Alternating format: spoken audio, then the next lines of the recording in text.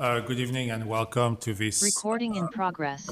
Good evening and welcome to this June 8th, 2026 Committee of the Whole meeting of the Village of Lake Bluff Village Board of Trustees.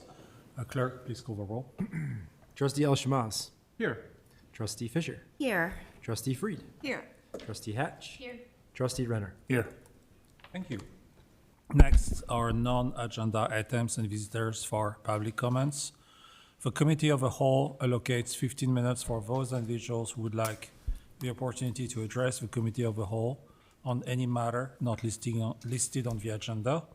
Each person addressing the Committee of the Whole is asked to limit their comments to a maximum of 5 minutes. And the Committee of the Whole very much values public comments, and to the extent your public comment is a question or requires further investigation, village staff will follow up with you outside of this meeting. Time for non-agenda public comments is not intended to be a question and answer session or for committee deliberations, but the COW may, at its discretion, choose to answer questions or discuss non-agenda items. We appreciate your understanding and look forward to your comments for all the attendance we have in this room. Thank you. Next is our general business. And I do not see anybody here willing to ask questions. Do we have anybody online? Moving forward. Next, our general business. The Committee of the Whole will entertain requests from anyone present to modify the order of business to be conducted. And I do not see anybody asking questions. And we do not have any change of order. And that would be followed by the consideration of the minutes of the April 27 Committee of the Whole meeting. Is there a motion to approve the minutes? So moved. Seconded. Any changes to the minutes? No. Clerk, it's a voice vote. Clerk, no, not clerk, I'm sorry. All in favor? Aye. Anyone opposed? And the motion carries. Thank you very much. Next is for tonight a discussion about outdoor lighting regulations. Drew? Sure. This item topic has long been a part of the village's sustainability plan, and the Sustainability and Community Enhancement Committee has been working on these draft regulations for some time. And interesting enough, the village does not have any exterior lighting regulations of note in most zoning districts. It's almost 100% true, but there's a few regulations that are very minimal, really only dealing with heavy industrial activity, and really saying we don't want to see the source of welding and super intense type of use of property versus what we consider normal commercial use or residential use. A lot of communities do have regulations for those types of uses. In fact, I would go as far as to say it's uncommon that the village doesn't have any, at least commercial zoning standards for exterior lightings. Again, the Sustainability and Community Enhancement Committee has been working on these regulations for some time. I listed in the cover memorandum the high-level goals, and tonight there is the consultant that helped the village's SEC work through and develop these rough draft regulations that are not 100% complete. As well, Trustee Renner is here, who is, as everyone knows, is the chair of the SEC, who was participating in, I think, all of these meetings that developed these draft regulations. But John Barentine is here tonight via Zoom to help walk everybody through this and to start off with an overview of his personal qualifications, and then talk about dark sky regulations, what they mean, and talk about the draft regulations. And I will turn it over to John and bring up your presentation. If you bear with me for one moment. John, can you, I think you're unmuted now, yes? Can you hear me in the chambers? Clearly. Excellent. Okay, well, while Drew is setting that up, and I'll just ask for next slide, if that's okay, as we go through it. just a little background about me. My training is in professional astronomy. I have a PhD from the University of Texas in that subject. I've been working in the space of light pollution and dark skies for about 15 years, and I've been running my own consultancy for the past 5 of those years. Previously, I was with an organization called the International Dark Sky Association, that's now called Dark Sky International. That is the world's premier non-governmental organization dedicated to these issues and promoting sustainable outdoor lighting practices throughout the world in the interest of reducing light pollution and improving the nighttime environment. And I have experience in this realm in everything from public policy work to conservation and in different aspects of the subject. So I was happy to be invited to come in and look over what Lake Bluff had to start off with, and then to provide some recommendations for where we should go next. And that has come together around the draft lighting regulations. So what I'm going to do in about the next 15 minutes is talk a little bit about the sources for the analysis that I did that led to the recommendations that became the draft. I'll tell you about the key policy elements that I recommended that have a little bit to do with some lighting technical information. So I'll walk you through those steps and tell you why they're important. And then I'll review the recommendations as they applied to the drafting of the standard.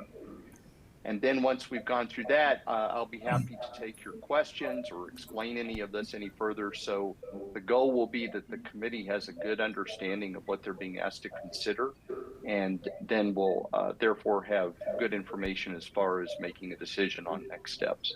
So if you'll give me the next slide, please. So I looked at a number of references for my analysis, and of course I started off with looking at what's in your current code, and as was mentioned before, there wasn't a whole lot there to start out with, which is not unusual. There are a lot of communities across the country that have very little in the way of outdoor lighting regulation in their zoning ordinances, although that's changing over time, and it's gradually emerging as a kind of a best practice to regulate that alongside of the other things that you would in your zoning ordinance. And the main point of reference for the analysis and the recommendations is something called the 5 Lighting Principles for Responsible Outdoor Lighting that is jointly published by Dark Sky International and a group called the Illuminating Engineering Society, which is the professional society of lighting engineers and designers in the United States. And they came up with these simple principles for better, more effective, and sustainable outdoor lighting that, when implemented correctly and consistently, will have the effect of reducing light pollution. And they're really the kinds of things that you might imagine that groups like this would recommend. And it all comes down to reducing light pollution by reducing waste, rather than simply turning all the lights off. We realize that from a social perspective, that's probably not a great way to go about solving this problem of light pollution. But instead, we want to target the light better to the human need associated with it. And the consequence of that is that we'll simply waste less of it.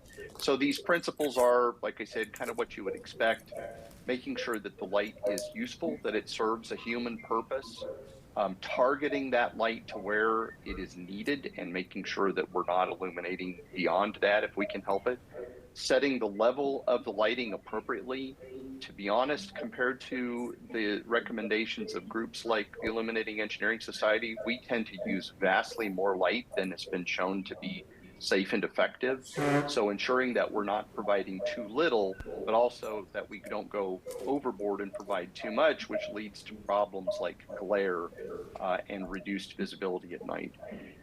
These principles recommend the use of modern controlling devices for lighting, things like motion sensors and timers and similar kinds of devices that help control the times of night that the lighting is on, or its color, or its distribution on the ground, again, to match what's being provided to the human need. And then, because we've come to understand, especially in the last 10 or 15 years, how important the color of lighting is to the well-being of the nighttime environment, the 5 principles encourage the use of warmer colors. So less of the blue, more of the yellows and oranges, so as to make for a better nighttime environment and less pollution on both the ground and in the night sky. Next slide, please.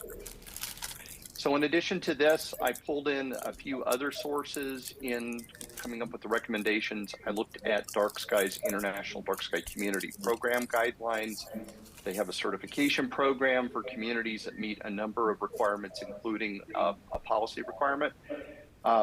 Not looking at it in the sense of necessarily going for that designation, but as a collection of best practices. If you were really trying to do well by Dark Skies, you would try to follow these principles. There are a set of guidelines in a model lighting ordinance that Dark Sky and its predecessor organization promoted for a long time. I looked at something called the Responsible Outdoor Lighting at Night, or Roland Manifesto, which is a document put together by a number of US and international lighting designers and engineers, arguing that certain sustainable lighting practices are not only better for the nighttime environment and the night sky, but they're better across the board for a variety of reasons, the least of which is making absolutely sure that we're using lighting as efficiently as possible. And then the Dark Sky Board of Directors adopted a resolution a few years ago called Value-Centered Outdoor Lighting, that takes these concepts and ties them to outcomes. We'd like to see, real improvements in nighttime conditions, and it goes into detail about how one could do that. Next slide, please. So now what I'm going to do is walk through some of the technical concepts that inform the recommendations that I made. And these are really the key pieces that led to the language that you see in front of you tonight, starting with the shielding of lighting. And that's sort of suggested by the figures that are on this page. If you imagine a kind of a hood or a shield around a light that controls the direction that the light emerging from the fixture goes, that's what we mean when we talk about shielding. And you can start off with the picture on the far left, which is a completely unshielded source. That light is just screaming in every direction. At least half of it goes directly up into the night sky, and it doesn't benefit everybody. From there, we can talk about adding shielding to lighting as we move across from the bad, better, and then best examples to direct more of that light down to the ground where it's needed onto the target surface. And not only are we progressively keeping more of it out of the night sky, we're also keeping it on the property where it's intended to be used. And that's an important element of something that's called light trespass that I'll come back to in a moment. So the recommendation is for the full shielding of lighting, and that's shown by the picture on the right that demonstrates that the light fixture in that case is only emitting in the downward direction. If you imagine a horizontal plane running through the light fixture, it's not emitting anything up beyond that by design. You might get some incidental reflections off things like the mounting hardware, like the pole in this case, but otherwise by design, that light is going down to where it's needed and not into the night sky. Next slide, please. We also talk about what we call spectrum control, and that has to do with the color of the light. I said that earlier that we know now that cooler colors of light, more blues, have a lot of problems associated with them, not only for the night sky, but for wildlife on the ground. Even there's evidence that human beings are sensitive to these colors of light, and they have effects on our health and our sleep. And so the picture that I'm showing you here on the right has many individual light sources up against a wall, so you can see the light that they're emitting. And you'll notice that they range from a kind of an orangish color on the left all the way to a very distinct blue on the right. All of those lights would be considered by the lighting industry to be sources of white light. And what differentiates their hue is something that's called color temperature. And as you go from the warmer tones on the left to the cooler colors on the right, you are stepping up in a scale called kelvins. So there's literally a set of stairs here to suggest that. So the lower numbers in that Kelvin metric are on the left and the higher numbers are on the right. And the chart that I'm showing you on the left here gives you some ideas of what those numbers correspond to, different sources of light. And I've drawn an arrow around the range that we should target ideally if the goal is to provide adequate recognition of colors at night, which is important for public safety, but also to try to reduce the emission of these blue colors into the nighttime environment. The recommendation from Dark Sky International is that for general purposes that lighting should not exceed 3,000 in this unit that's called a Kelvin. So just again, know that as that number gets bigger, it means that it's cooler and emitting more blue light. So 3,000 is the target. Ideally, we should try to go lower if possible. Next slide, please. There's also a tendency, especially here in North America, to use a lot more light than we really need to get the job done, as I mentioned earlier, which is this phenomenon that's called overlighting. And the picture here suggests that. You can see how, the highway here is lit very brightly, but then as you move away, kind of in the background, you see that the light levels are much lower than that.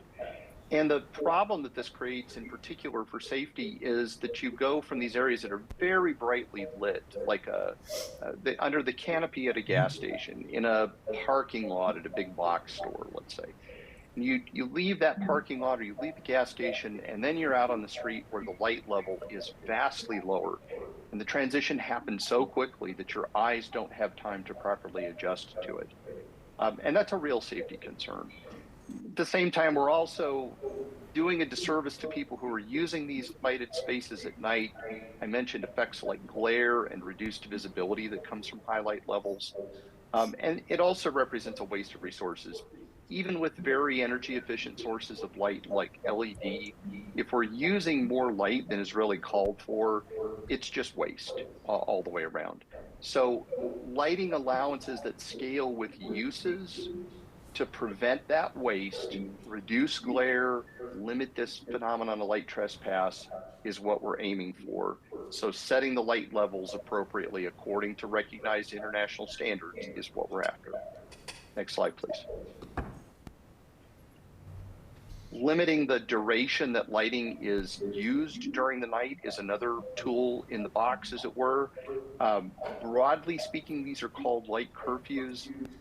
Curfew is a word sometimes people can chafe a little bit at because they think that it's a very heavy-handed restriction. Really what we're after is not necessarily turning the lights off at a particular time, but dimming them. Maybe some circumstances call for turning the lights off because there's no expected human presence in an area.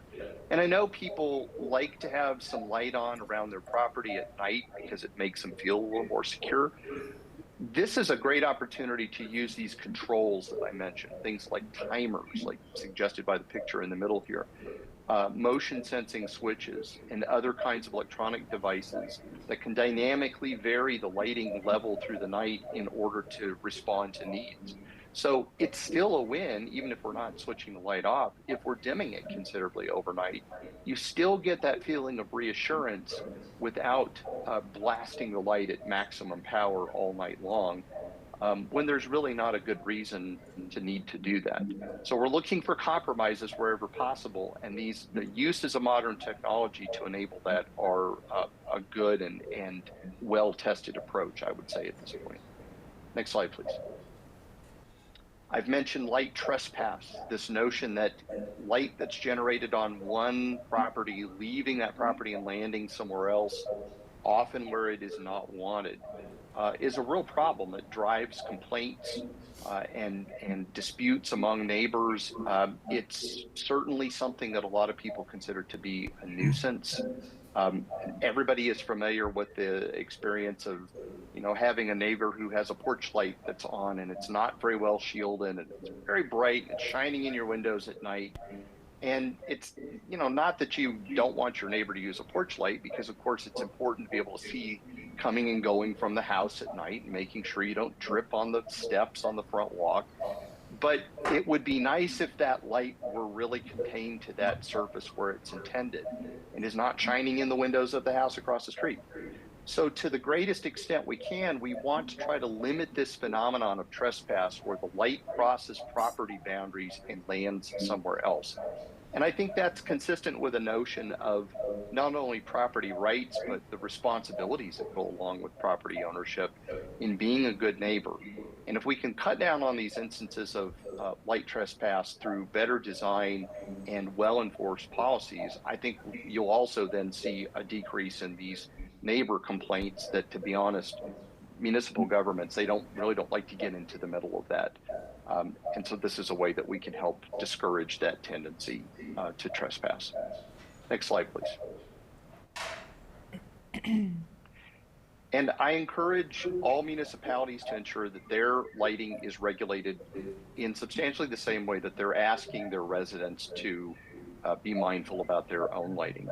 There's a tendency oftentimes when municipalities write lighting ordinances, if they don't have an existing policy, is they start off by exempting all of the street lighting and all of the other kinds of public lighting, which sets a bad example, but also there's not a really good reason that this kind of lighting cannot comply with these principles I've been talking about.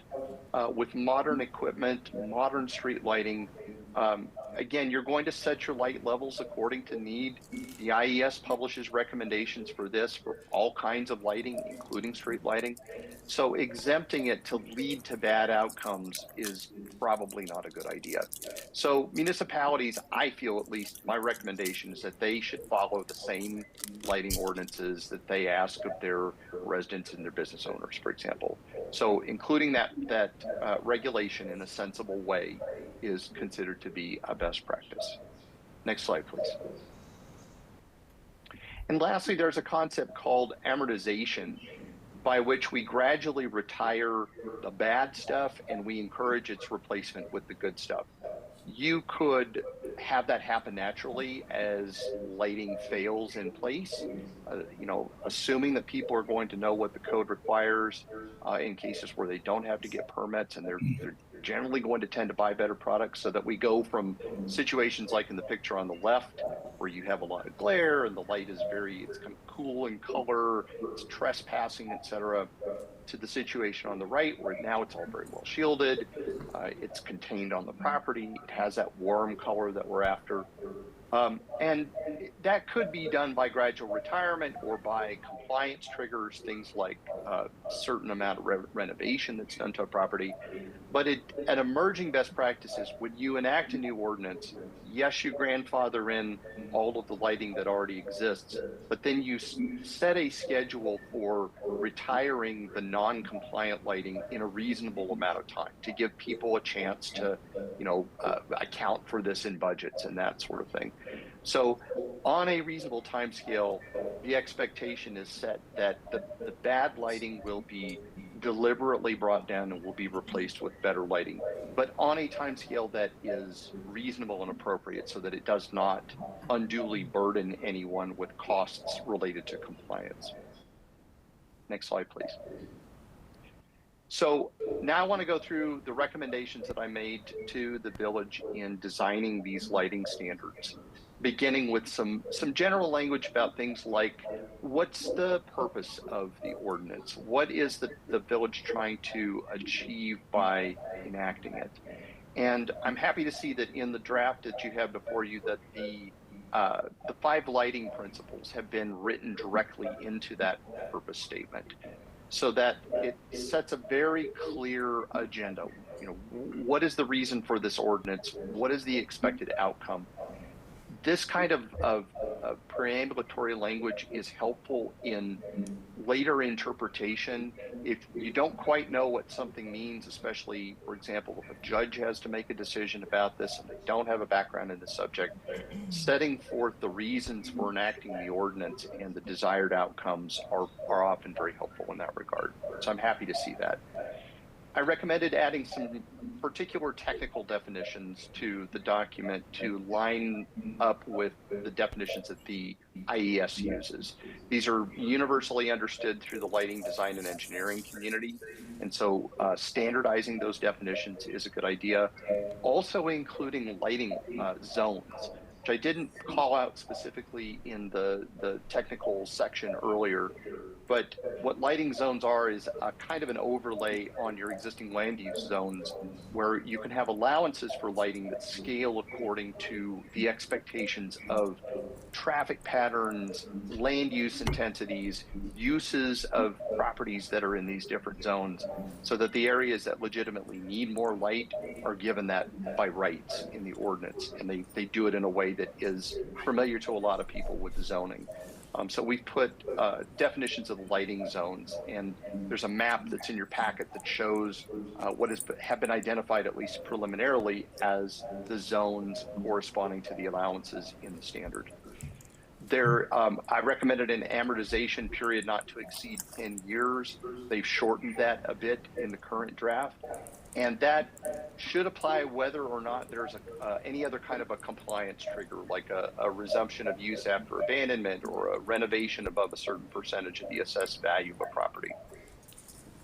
I recommended lowering the shield threshold for uses that were described as non-residential and non-park to no more than 1,000 lumens per luminaire, or fixture is another word for that. There is a shielding schedule in your draft that you have in front of you that ranges from 0 lumens in certain lighting zones. That is to say, all lighting must be shielded in that lowest level lighting zone, up to that 1,000 lumens per figure, which is benchmarked to the International Dark Sky Community Standard. So far that's looking great. Next slide, please. I also suggested tightening the motion sensor requirement for security lighting if it were to be allowed without other limitations. The way this is actually playing out is a bit more comprehensive, which is good to see. And by what I mean by the motion sensor requirement is adding things about the sensitivity threshold for triggers, making sure that you're only triggering when there are really people around, maybe bigger animals, and that the thing doesn't go off every time a leaf blows by on the breeze. And then ensuring also that the triggers are limited in duration, so that instead of triggering for 30 minutes or an hour, they're only on for a few minutes. If there's a continued human presence in the area and the lighting is really needed, it will just stay on. But when the people have left the scene, the lighting shuts off in a reasonable amount of time. There was in the initial proposal, there was an exception to the color temperature limit in the luminaire standard section. I suggested that instead there be a limit for all luminaires in the village at the same as the Dark Sky International recommendation of 3,000 Kelvin. Happy to see that that's in the draft that you're looking at currently. I suggested that they strike a provision that would have eliminated compliance checks for the lumen limits on residential uses in the site standards subsection. That has been addressed. Next slide, please. There was some language in the luminaire standard subsection that exempted public lighting located within the right-of-way. That's been kept in the exemption section of the draft, and I think there are some reasons for doing that. I think the fact that it's been a little more clearly defined is probably the right way to handle it. I suggested that all of the pieces of the policy recommendations in the Dark Sky International guidance on sports lighting be adopted in lieu of the original proposal. I'm glad to see that that has been added to the draft. And then I mentioned it would be a good idea at some point to look at the sign code and to modernize it consistent with, there's some guidance that Dark Sky International provides on that, particularly with respect to the use of electronic displays that they're to be allowed in the village. Next slide. And lastly, the little picture at the end that skipped over there really quickly.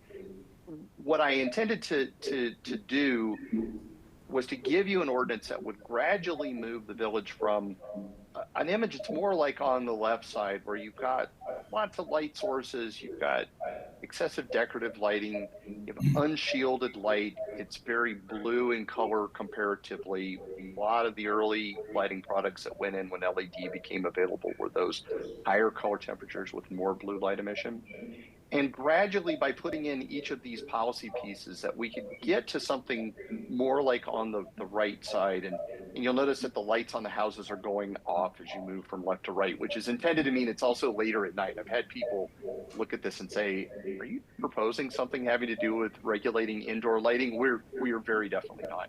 This is just to say that later at night, it's showing the influence of things like the timers, the motion sensors, bringing down the intensity of light later in the night, switching off lights where it makes sense to do so.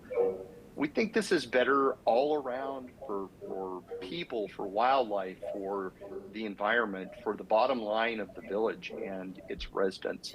And I hope that you see the value in the draft lighting standard that all of these changes will bring, and it's something that your residents can understand, your business owners can understand, and that you'll get good public support for that. So with that, that's all I have for you as a formal presentation.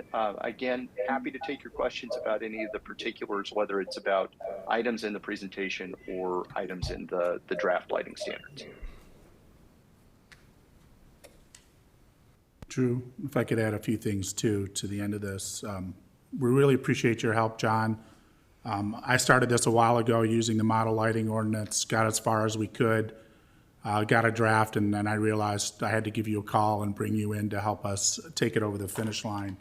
I've done some lighting projects around town, but I am not an expert like you in all the areas.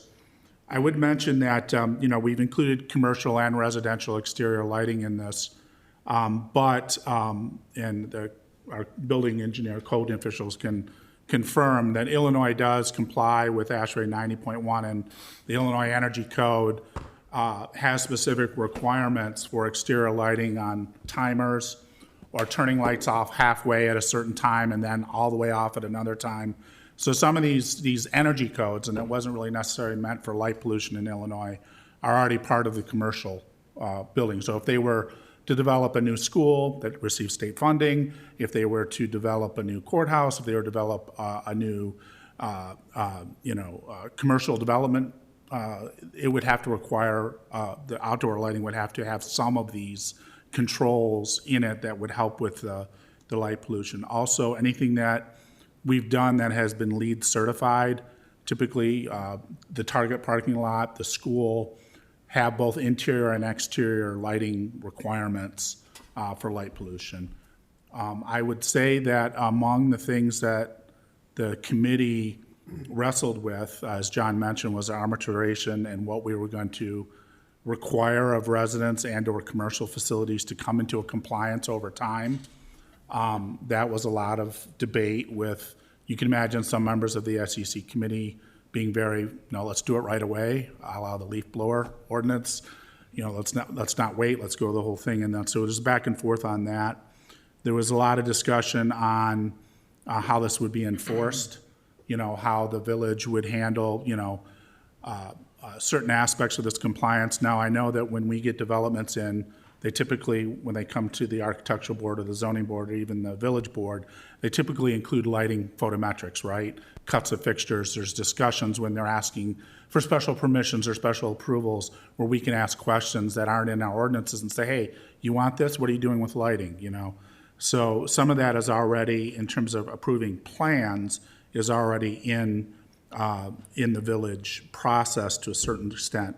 But the checking and compliance was another thing, like, well, are we going to train village staff to go out there with light meters? Are we going to employ local consultants to help us on, address some issues? None of that's really been fully fleshed out yet. So those are some of the things I just wanted to add in before we open it up to John. I have a question for you. John, I think over the policy named 10 years as a transition period, and I think I read 4 years also. What was the feeling about on the SEC about that transition period? Me, having been a former trustee, wanted a slightly longer transition period, and I wanted to have the way we did with sprinklers at one point, where if you were renovating a certain part of the house, in other words, if you're spending $150,000 or $200,000 on an addition, you can fix the lights on your property, right? That's not a big deal. It's part of the process. So there were triggers that John mentioned, where you would have to do it anyway. The question is, if someone didn't do anything to their house, what would we require, or commercial facility, because they're different. When would we start to say, hey, you got to change these things? I might add also too that with any kind of policy, there's going to be mixed residential feedback. I would say that for the last couple of years, mostly what I've heard, just as a resident and a committee member, was we're really tired of the light pollution, particularly from decorative architectural lighting outside. It's messing with the night sky. We're tired of the light pollution and my neighbor's light shining into my living room. So there was a lot of complaints with regards to that, just like we get noise complaints. But as we received a memo today, there's also people worried about their security, the ability to get around their property.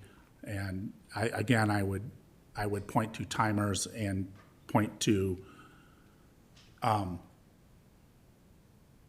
making sure the light falls on your property where it needs to and not into your neighbor. So it's not eliminating it, it's just controlling it to a point where it doesn't affect others.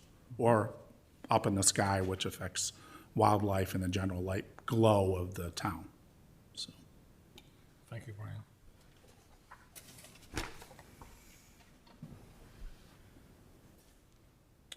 Should we get into questions, discussions? Any comments on the board about?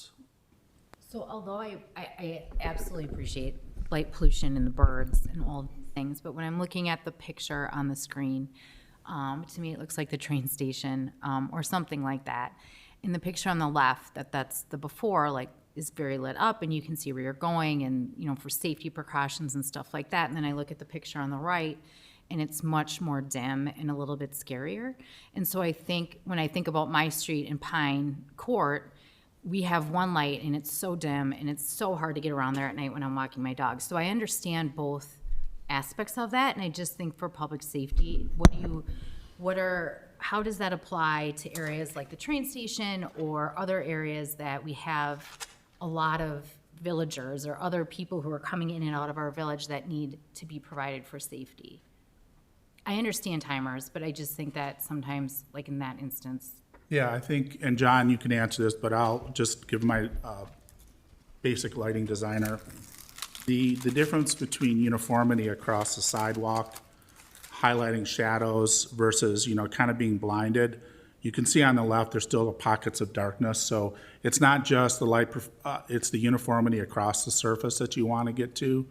In some of these instances, they've studied the use of motion sensors on these, and I'll tell you why. If you're out in there, and let's say it's at 50%, and 3 lights down, it goes up to 100, what happens? You focus, what's going on over there? Something triggered it to go up. So, John, go ahead, correct me if I'm wrong. No, that's correct. And I've just incidentally, I've had discussions with law enforcement about things like motion sensors, and what I gather from that is that they kind of prefer that in the sense that you can tell from a distance whether people are around. You know, assuming that the motion sensors are set correctly in terms of their triggering thresholds, so that from down the street at night, they're able to tell whether people are out and about or not. And there's, of course, also the element of surprise as well. You know, if somebody is up to no good at night and suddenly a light comes on that they didn't expect to be there, that can have a pretty powerful effect. In these pictures, the fact that the light isn't completely uniform in either of them is actually a good thing, as it turns out, because for object detection, you really need contrast. You need either positive contrast or negative contrast, something bright against a dark background or vice versa. And when lighting is completely uniform in an area, it makes it more difficult to make out things because of the lack of contrast. And I would say that one of the effects of the transition in this set of pictures to these warmer light sources is that assuming the camera settings are probably automatic, is that it might not be capturing the light level quite correctly. we're always going to come down on the side of safety, and we encourage people to follow the IES guidance in terms of how brightly to light a space. And their recommendations scale according to lighting zone, which then implies the amount of traffic. So ensuring that where the light is needed, it's provided, and that it's in neither an amount that it's too little, which is arguably a safety issue, but also increasingly they're looking at the prospect of setting upper limits for their recommendation, because they've come to appreciate that too much light can also create a problem. So to the safety concern, we're very in tune to that. And I want to be clear that the numbers that are put into this draft have been vetted through experience. They relate to the IES standards, the kinds of numbers that we see in other municipalities in Illinois and beyond. And that wherever there's a concern, let's always address safety first, and then we can talk about, is it too much from a light pollution perspective? I have a question, John, following Kat's question. From a safety standpoint, I mean, I'm 6'2" and about 240 pounds. I doubt somebody's going to jump on me. But for somebody who is a little bit smaller than me, does that make a difference when you have a dim light like on the right side? And I think it's a valid concern, by the way. Mm-hmm. But is that affecting safety in the community to change the different types of light? So I understand the question. When you say the different types of light, are you referring to a specific characteristic or just the overall appearance here? The overall appearance. If I go from before to after, and if I go from this is pretty ugly, pretty much in your face, white, blue light to a very dim, does that motivate more nefarious activity, or are we at the same level? So that's an interesting question, and to highly condense a backstory, having dug into this deeply for Dark Sky International, looking at the scientific evidence, we really cannot say with any certainty that there is a connection between how much light is provided, in what color, at what time, et cetera, and the extent to which there is any deterrent effect as far as crime is concerned. It appears to be more complex than that. And by that, I mean there's no formula that says if you add amount of light X, which has these characteristics, that it will have some predictable influence on the likelihood of the perpetration of crime. Certainly there are instances where adding light has a benefit. You can go overboard with that. Again, as you described, the sense of glare makes it difficult for people to see, people who are up to no good potentially. There's also, at least anecdotally in the literature, there are descriptions about what the researchers refer to as feelings of safety, which may or may not line up with actual crime statistics, but we want people to feel reassured. And reassurance is not always necessarily just lighting up conditions so they're like daytime. Yes, sir. I probably have a bunch more questions on the board. Okay. So we are approaching the second, third. Any more questions on the board? Darren? Well, I guess my question is more, I'd like to know how big of a problem, or if Lake Bluff is actually emitting that kind of problematic light. I think we're an extremely dark town. That's my view. Right, I don't know right. if you have that view, but. Well, I'm just looking at, for instance, when I like to see what other communities are doing, so this was helpful for me to see what our neighbors are doing. But this list of communities that have standards are bigger communities, so I'm curious about that.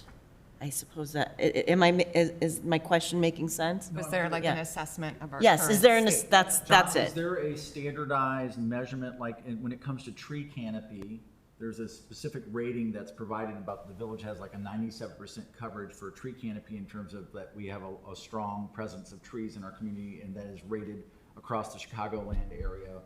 And so we know how we sit relative to other communities. Is there some other similar rating system that's done nationally or internationally on rating communities as dark at sky in terms of compatibility? I mean, is there a way to understand where we stand relative to others? Right. There's not a standard per se. You could look at something like the dark sky international dark sky communities designation, which has more to do with efforts to promote awareness of dark skies, et cetera. It's not just the degree to which the community is emitting light or not. The only other way to get at that independently, I would say, is to look at satellite data and do a spatial analysis on that, which can be done. I did look at some of those maps when I was thinking about this, and I agree that Lake Bluff is emitting less light, at least in the upward direction, because that's what the satellites see, than some of the other communities in the area. I do think that a lot of the core concepts here, these principles underlying the draft guidelines or standard, are pretty much universally applicable. They would work equally well in downtown Chicago, of course, accounting for the differences in traffic at night, the differences in development density, et cetera. But the underlying concepts would work just as well there as they would out in the suburbs or even further into rural areas. And that's really what we're trying to base this on, is these fundamental concepts that we think work well in essentially any environment where we try them. I think the question too becomes up, let's just say this was a street in your street with these houses, and you live next to the one on the end, and you complain and you say, there's no lighting ordinance, I can do anything I want. It's the same with music. My block is very quiet, but about 6 years ago, I had neighbors that liked to play live music, like they had guitars and everything in their backyard, but we have a noise ordinance. So the question is in some cases, we won't have to do anything. I think that know- would be my next question, basically, is if it's something we intend to enforce, because enforceability seems kind of, like, that's a high hurdle Right. for me. I think that the houses like this one, particularly what I heard from, or what we heard from residents, was the landscape lighting shining up the trees and your neighbor, and you're sitting outside next to your fire roasting some marshmallows, and there's this huge glow of a neighbor or someone 2 houses over. I think that as we look at commercial developments or planned residential developments in town, it would be nice to have these ordinances so as these come in. So, this is not a convert everyone over. It's like when there's, not good practices, we have no ordinances to cover this. If someone comes and wants to build a new house, brand new house, we have no requirements. So this is just another ordinance in our toolkit, and people apply for exceptions to ordinances all the time. Thank you. So I'm going to get a little bit more operational in this discussion. On the second page of the COW document, there are questions by Drew about what should we do next, and we have 4 different options.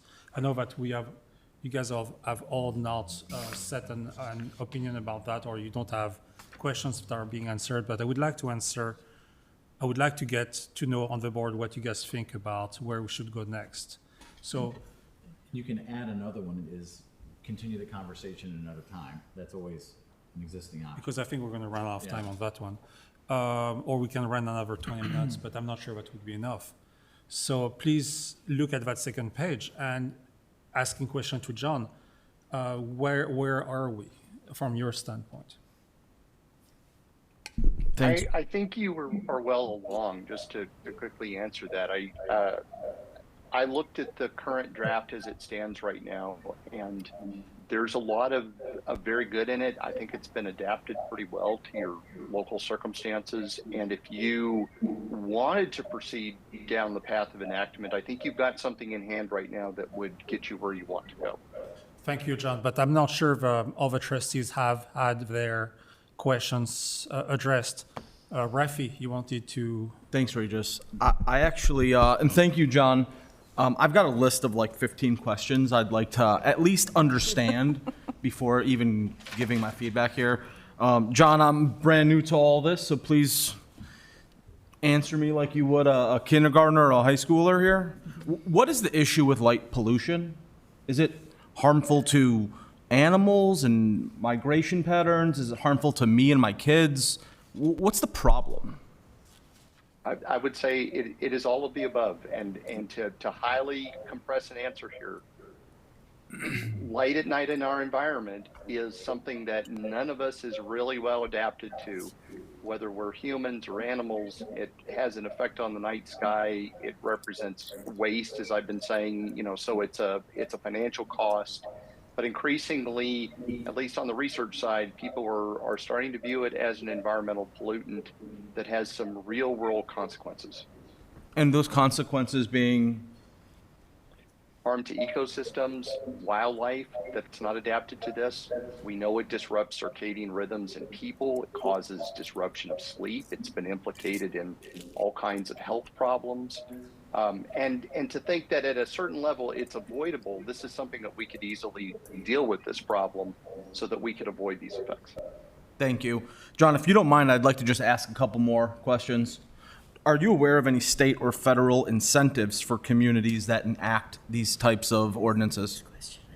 Good question. I am not. Peter, did you raise your hand? I did not. I was saying hello to Mr. Hunter. Okay, I thought you had some. Okay, great. That would be great if there was. Maybe this question's for Brian. Brian, has the community asked us for this, or are we asking this of our community? Community has asked for it strongly. There was an event at the middle school where we installed light poles, the school installed new light poles. And of course, the school spent money on that. Sure. But there was a real implication for people on Witchwood, where that lasted a few months, and the school had to revise the lighting to fit the wellness of the direct neighbors. So it is already there. Okay. Thank you. This is for John, maybe Brian too. Can you talk about how other communities have dealt with existing, grandfathered in, if you will, both residential and commercial industrial? Yes, and I'm glad that you brought that up because it speaks to the heart of the implementation and enforcement of these ordinances. To be quite honest with you, your best shot at making this work is on the front end when people are applying for permits. And if you assure that your staff have the training to adequately assess those permit applications and make sure that the bad stuff doesn't go in, that's probably the route to getting the result that you want in the long run. Okay. Doing the post facto kind of enforcement is really tough. The idea of a noise ordinance was brought up. Noise ordinances are really complaint driven. I think you would find that that's more where this is going to play out practically, that when you have complaints, that you have a tool to address them that you don't right now.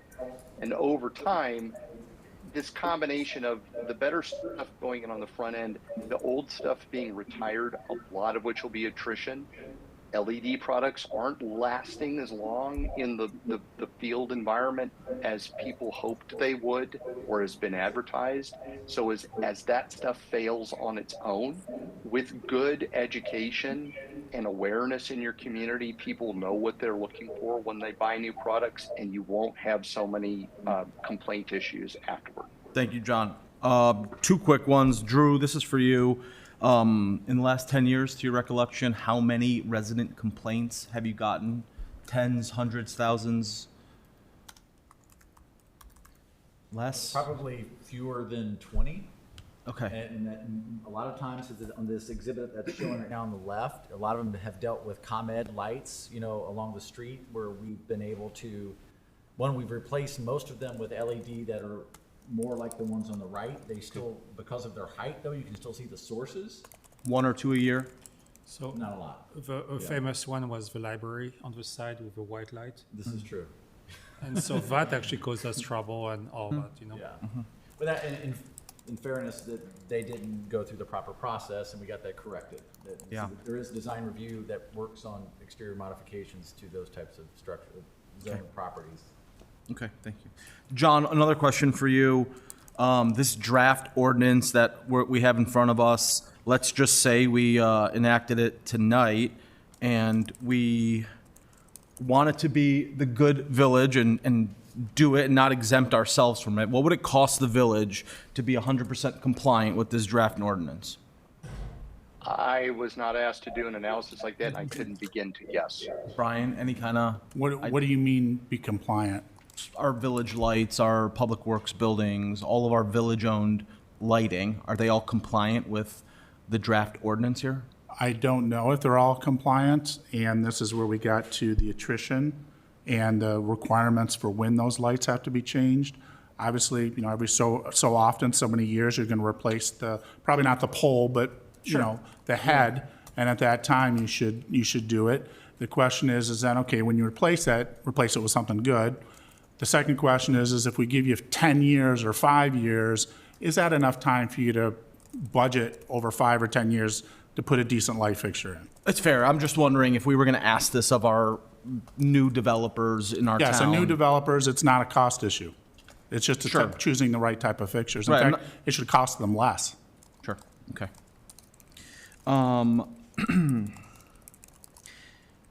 John, is there any other path forward here besides an ordinance? Maybe a suggested or a voluntary standard that we can encourage, support, endorse? Or do you think this is a one-size-fits-all, either yes or no? I don't think it's a one-size-fits-all. There are alternatives to this. It depends on whether your community wants these rules to be binding upon it, or rather to consider them merely advisory. And then the last question, I think, Brian, you touched on enforcement a little bit. Do you know how other communities are doing enforcement? Or almost every community I've ever worked with does it on a complaint basis. They do their permitting up front, and they try at least to enforce the requirements of the ordinance for new construction or for renovation. But anything after the fact is done on a complaint basis. It varies a lot. There are some communities that really do not like to get into the business of enforcement after the fact. There are others that will, as I said, it's a tool in the toolbox. If you get those complaints, one neighbor against another, at least you have a point of reference where you can say, well, yes, the law requires that you do X. And more often than not, they get voluntary compliance that way. I think it's pretty rare, at least in my experience, that communities are actually pursuing civil citations against the people who are not following the law. Thank you, John. Appreciate you answering all my questions. Hey, great Thank you, questions, Brian. by the way. Thank you. Any questions on the board? Kat, Shayna, Taryn? One last question I had, and I worked on this, but it was a question, because it came up and up again on the exterior lighting, was the landscape lighting and putting things in your backyard that flash all night, not a holiday, because this was exempt for holiday decorations, obviously. But just as a weird example, let someone likes lighthouses and they decide to put a model lighthouse in their backyard. Lights going around, your neighbors, it's flashing in your window. If we do a renovation or a new house, it makes perfect sense that you should comply with the new ordinance. But on exterior lighting, if someone goes out and just strings up their backyard like like Ravinia, do we have to permit that? Do we have to tell people, if you're gonna be putting in outdoor lighting that sits in the yard all year long or all summer long, it has to be permitted? And I'm not asking to answer that, I'm just saying that was one thing I hadn't thought about, because if you do a house renovation or addition, it makes sense. If you're just putting up, going to Home Depot and spending $800 on lights, what do you do?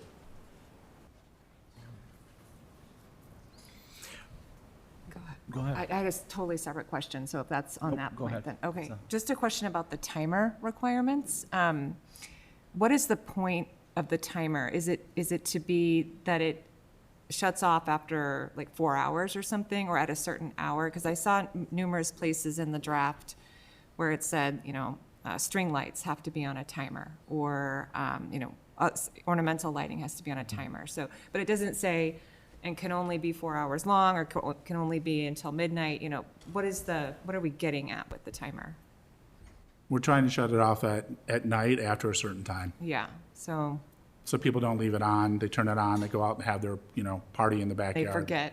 And they forget and they leave it on and it's shining in your room or Yeah, whatever. okay. Okay. Regis, to your question, I'm ready to give you my, Okay. my suggestion for Go 1, ahead. 2, 3, or 4. So I think it's a function of number 2 recommending it back to the ABR PCZBA for some more evaluation. But also, I'd like to form a community task force where we're getting residents involved here. I'd like more community feedback. Brian said he's heard it over the years. I haven't heard anything, and I'd like to hear from the community. And, you know, if we put it in our newsletter, oftentimes we don't get that feedback. So I'd like to actively take an approach to go get resident feedback. I'll do. I think we could combine that. We can invite a group of folks and say, you're specifically invited for this purpose to give feedback. Hear the presentation, have the conversation, witness what the ABR and the PCZBA talk about, and we can do it at the same time. If that would be okay. Awesome, thank you. Thanks for the hard work on this, Brian. Yep. It really shows hard work. What do you guys think, Terry and Shayna, Kat? I support that. Rafi. A number 2 plus community feedback, or the 2 of them combined? Yeah. Easy enough? Yep. Let me ask you last, this is the right direction for sending it to the ABR and community feedback? And PCZBA, as I understood, joint Yes. committee review. A joint meeting. ABR and PCCBA, no, sorry, I Yeah, missed that. we yes. always assumed that that was the case. Got it. So then that opens it up to wider community input as well. I think this is sensible. I think this is good. So this is consensus. All right, thank you. And Reed, just one more thing. Regarding enforcement, I hate the world where we're even thinking about not grandfathering in every residence, all new construction. I love the idea, but I couldn't imagine telling existing residents, you've got to spend money to change it overnight. I think John made the point of permitting first and then complaints next. That might actually seem to me pretty reasonable. Okay, any more questions or comments before we close on this subject? I did not see that. Thank you very much. Yeah, thank you, John. John, for thank you making very the much. time. Great My job. pleasure. Thank you all. Yep. And I'm looking for a motion to adjourn. Motion to adjourn. Second. All in favor? Aye. Anyone opposed? Thank you. And we are complete on this Saturday.